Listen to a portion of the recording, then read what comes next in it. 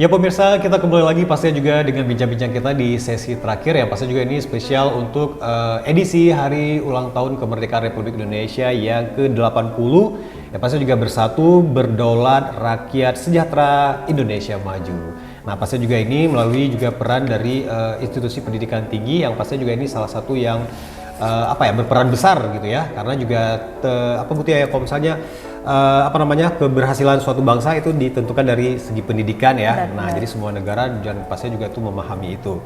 Nah, jadi mungkin kita juga pengen tahu juga nih dari perspektif Ibu Tia sebagai rektor ya. Nah, dan pastinya juga sebagai tokoh akademik di Aceh juga. Nah, jadi kalau misalnya melihat sekarang ya mungkin dari regulasi pemerintah, kebijakan atau juga mungkin dari kurikulum yang sekarang ini cukup dinamis ya, berubah cepat ya. Kalau dulu mungkin cuma 3 tahun sekali atau apa, sekarang ini sangat luar biasa sekali ya cepatnya gitu. Nah, apakah itu merupakan sebuah cara, apakah itu sudah memerdekakan cara berpikir siswa atau justru itu membatasi kreativitas mereka gitu dengan kebijakan-kebijakan atau juga dengan yang terjadi di dunia pendidikan saat ini gitu. Baik, kalau kita lihat tadi kan sudah saya katakan ya benar. Pak Armi ya, bahwa kalau kita dulu itu kita terjebak dalam dalam program pembelajaran yang hafalan. Karena benar. Karena tuntutan dari sistem pendidikannya sendiri dulu.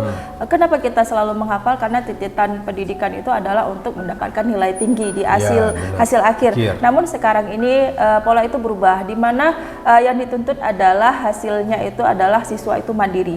Jadi ketika mandiri, makanya program pembelajaran yang dijalankan MBKM berbasis OBE ini yang dituntut adalah proyeknya selesai. Makanya kita ada pembelajarannya itu berbasis proyek, di mana mahasiswa itu dibebaskan mandiri, dia kemana saja bergerak, di mana saja dia mendapatkan keilmuan, tidak tanpa harus menghafal, tetapi dia harus menyelesaikan proyek di akhir, karena tuntutannya adalah kemandirian siswa dan proyeknya itu diselesaikan, tidak harus dihafal. Itu adalah cara pola berpikir yang memang saya rasa setelah pembelajaran saat ini itu sudah berbeda dengan yang sebelumnya, yaitu agak lagi terjebak dalam hafalan, tapi mahasiswa itu diarahkan kepada menyelesaikan proyek. Itu satu. Kemudian peran dari universitas, kalau kita lihat Pak Armia ya, peran dari Universitas Ubudia itu sendiri, Ubudia sudah maju selangkah dengan menciptakan, kita sudah membuat satu center, yaitu Center of Excellent Education, di mana di situ itu adalah sebagai bukti bahwa universitas itu komitmen dalam penguatan tridharma perguruan tinggi melalui unit COEE ini atau Center of Excellent Education ini. Kita membuat pendidikan, penelitian dan pengabdian kepada masyarakat itu bisa benar-benar terrealisasi kepada masyarakat. Jadi tidak lagi dia berjalan sendiri, tapi dalam unit inilah dikelola semuanya, sehingga nanti di mana kekuatan-kekuatan yang ada pada pembelajaran, kekuatan yang ada pada penelitian sama pengabdian masyarakat itu benar-benar menjadi agen perubahan di masyarakat. Oke, nah dan pastinya juga itu dia pemirsa ya. Nah tentunya juga mungkin di dalam kesempatan kali ini, nah kita juga pengen tahu juga, nah seperti kita ketahui kalau mungkin pemirsa ya sering menyaksikan di Beyond TV atau juga mungkin di pemberitaan-pemberitaan yang pasti Masya Allah sekali ya. Kalau ini juga selain banyak gebrakannya, dan tentunya juga ini salah satu unggulannya yaitu dengan MOU kerjasama ya dengan berbagai universitas di nasional atau juga di internasional gitu, dan juga banyak event-event internasional. Nah ini juga merupakan sebuah terobosan yang sangat bagus sekali ya, yang tentunya juga mungkin tidak semua universitas atau juga belum mendapatkan privilege ini. Nah jadi mungkin ini yang pastinya juga ini mungkin sekalian kita juga memberikan informasi buat para calon-calon adik mahasiswa nih yang masih juga bingung-bingung gitu ya. Nah jadi salah satu contohnya itu mungkin di UI itu dengan banyaknya kerjasama, dan tentunya juga itu mungkin buat adik-adik yang baru lulus SMA ya, manfaat yang langsung apa nih Ibu Tia, dan tentunya juga implementasinya, pelaksanaannya apa-apa aja gitu dari MOU kerjasama yang sangat luar biasa gitu. Baik, kalau kita lihat Universitas Ubudia saat ini sudah memiliki 27 lebih MOU dengan luar negeri ya. Kalau dengan dalam negeri kita sampai mungkin saya ini sudah 30-an ya, baik di dalam lokal Aceh maupun di nasional. Sehingga program Universitas Ubudiyah salah satunya adalah mobility student, di mana siswa-siswa itu tidak lagi KKN itu hanya di daerah sendiri, tetapi mereka itu juga boleh mengambil KKN luar negeri, kemudian program KAPI atau praktek di luar negeri, atau boleh studi banding ke luar negeri, itu lewat kegiatan mobility student itu. Itu adalah bentuk supaya cara-cara berpikir kita tidak lagi terkokang atau perosok ke dalam cara berpikir seperti yang tahun-tahun yang lama ya, dulu-dulu ya. Jadi kita bisa lihat, adik-adik nanti bisa melihat sendiri bagaimana program pendidikan di luar, bagaimana proses KKN di luar, bagaimana transfer ilmu di luar, bagaimana lab di luar negeri itu. Kita bisa melihat bahwa di Indonesia harusnya seperti ini, di Aceh harusnya seperti ini, dan kalian itu merasakan sendiri alat-alat tersebut, sehingga KKN pun kalian bisa berbaur dengan masyarakat luar negeri, bukan masyarakat Indonesia saja, sehingga di sini kita harapkan kultur atau perbedaan budaya itu menjadi suatu hal yang positif. Iya benar, dan pastinya juga ini wujud nyata gitu ya. Jadi studi banding itu memang perlu ya, meskipun juga mungkin tidak hanya para jajaran pemerintah yang rajin gitu ya untuk melakukan studi banding ke negara-negaranya untuk bawa ke Indonesia. Nah tentunya juga ini mahasiswa UI juga melakukan hal tersebut yang pasti juga untuk lebih pengembangan, tidak hanya buat diri sendiri tapi juga ini bakal bermanfaat setelah mereka lulus nanti gitu ya. Nah dan pastinya juga ini kita masih punya kesempatan di bulan September ya, di gelombang ketiga Bukti ya katanya juga ya.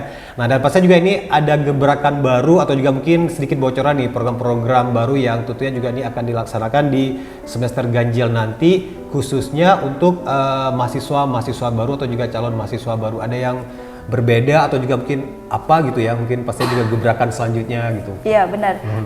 Kalau kita lihat ke depannya, itu banyak gebrakan-gebrakan baru yang akan dilakukan oleh Universitas Ubudiyah. Salah satunya mungkin kalau dulu nanti pada saat penyelesaian kuliah itu harus menunggu sampai 4 tahun. Kalau sekarang tidak, kenapa banyak mata kuliah yang bisa dikonversikan melalui kegiatan mobility student ini, melalui kegiatan project ke desa, melalui kegiatan kolaborasi riset dengan dosen, itu dikonversikan semua. Kenapa? Contoh saja kita akan melakukan satu pengabdian masyarakat kepada dengan kolaborasi dengan dosen, mahasiswa dan masyarakat, dan itu nanti akan dikonversi, minimal yang dikonversi itu adalah 6 SKS. Nah, sehingga adik-adik ke depan tidak perlu lagi mata kuliah ini atau mata kuliah ini, jadi bisa langsung diakui dari selesai kegiatan pengabdian masyarakat tersebut, bisa langsung diakui dari selesai kegiatan penelitian, atau adik-adik mengikuti mobility student atau KKN luar negeri. Jadi adik-adik nggak perlu lagi KKN di dalam negeri, sehingga itu kalau satu semester aja udah ikut kolaborasi, satu semester depan lagi ikut lagi, maka kemungkinan besar adik-adik itu akan lulus pada tahun 3 tahun 6 bulan atau 3 tahun 2 bulan atau 3 tahun pas bisa jadi lulus. Nah, karena apa? Tadi udah banyak mata kuliah yang konversi ya. Kemudian juga terobosan ke depan, ini adik-adik yang lama juga bisa merasakan kenapa bagi mahasiswa yang sudah semester 6 tahun ini boleh tanpa skripsi tetapi dengan project.